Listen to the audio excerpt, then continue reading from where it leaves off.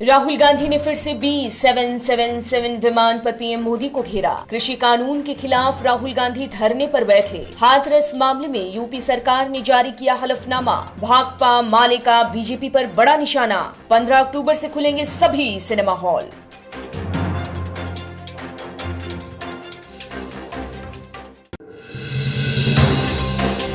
कांग्रेस नेता राहुल गांधी ने राष्ट्रपति, उपराष्ट्रपति और प्रधानमंत्री की यात्रा के लिए विशेष रूप से निर्मित B777 विमान को लेकर निशाना साधा है।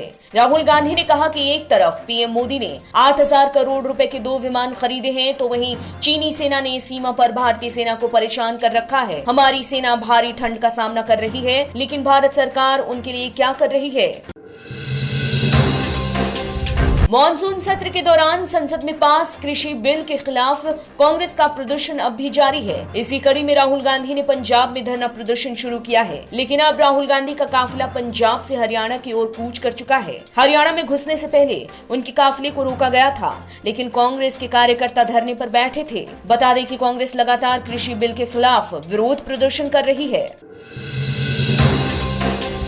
हाथरस मामले पर सुप्रीम कोर्ट आज यूपी सरकार को कटघरे में लिया। सुप्रीम कोर्ट ने यूपी सरकार से 3 सवाल पूछे, जिसमें कोर्ट ने कहा कि पीड़िता के परिवार और गवाहों की सुरक्षा को लेकर सरकार का क्या रुख है, तो वहीं क्या पीड़िता के परिवार ने वकील नियुक्त किया और इलाहाबाद हाई कोर्ट में केस कहां तक पहुंचा है, तो वहीं यूपी सरकार ने पहली बार मुस्तैदी दिखाते हुए हलफनामा जाहिर कर दिया है।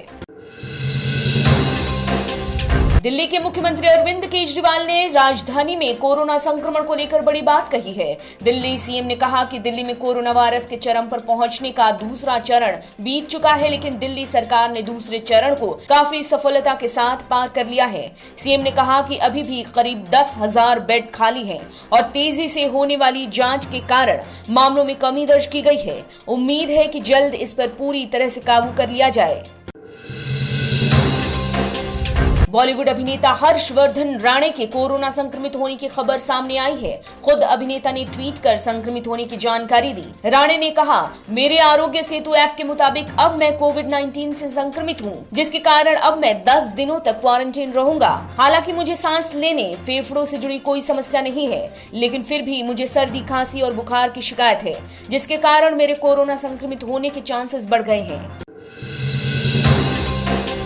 सीपीआई एमएलए यानी भाकपा माले बिहार के बीजेपी की सरकार को लेकर बड़ा निशाना साधा है। माले ने कहा कि अगर बिहार में बीजेपी की सरकार बनी तो यहाँ भी उत्तर प्रदेश जैसी हालत हो जाएगी। बीजेपी की लोकतंत्र विरोधी और फांसीवाद मुहिम को रोकने के लिए महागठबंधन की सरकार का आना जरूरी है। हालांकि अगर आरजेडी की सरकार बनती है तो वो तेजस्वी यादव से हाथ नहीं मिलाएंगे। कोरोना वायरस महामारी के कारण पिछले 7 महीनों से बंद देश के सिनेमा घरों को 15 अक्टूबर को खोले जाने का फैसला किया गया है। हालांकि अभी केवल 50% लोगों के साथ ही एक साथ जमा होने की इजाजत होगी। सभी दर्शकों के लिए मास्क पहनना और दर्शकों के बीच 1 फीट की दूरी रखना अनिवार्य होगा। सूचना और प्रसारण मंत्री प्रकाश जावड़ेकर ने दी सूचना। एक शो को खत्म होने के बाद पहले सैनिटाइज किया जाएगा, तभी दूसरा शो शुरू होगा।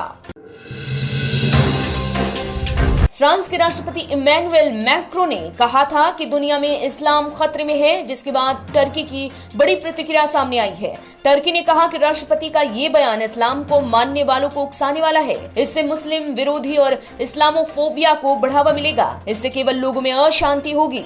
एक बड़े देश का राष्ट्रपति होकर इस तरह का गैर जिम्मेदाराना बयान देना सही नहीं है।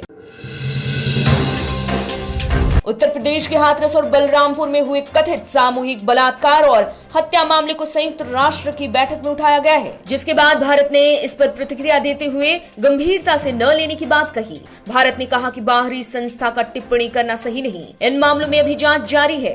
भारत सरकार इन मामलों को लेकर काफी गंभीर है। यूएन ने भारत में महिलाओं के साथ हो रहे यौन अपराधों पर चिंता जताई है। प्रधानमंत्री नरेंद्र मोदी ने भारत समेत पूरी दुनिया में फैले कोरोना संक्रमण को लेकर इजराइल के पीएम बेंजामिन नेतन्याहू से बात की। दोनों ने एक साथ काम करने को लेकर बात की। इसके साथ जल, कृषि और नव प्रवर्तन क्षेत्र में किए जा रहे कार्य को लेकर भी समीक्षा की गई। जल्द ही कोरोना संकट को लेकर कोई ठोस कदम उठाए जाएंगे। आप देख रहे हैं नेट्रिक न्यूज, साहस सच कहने का।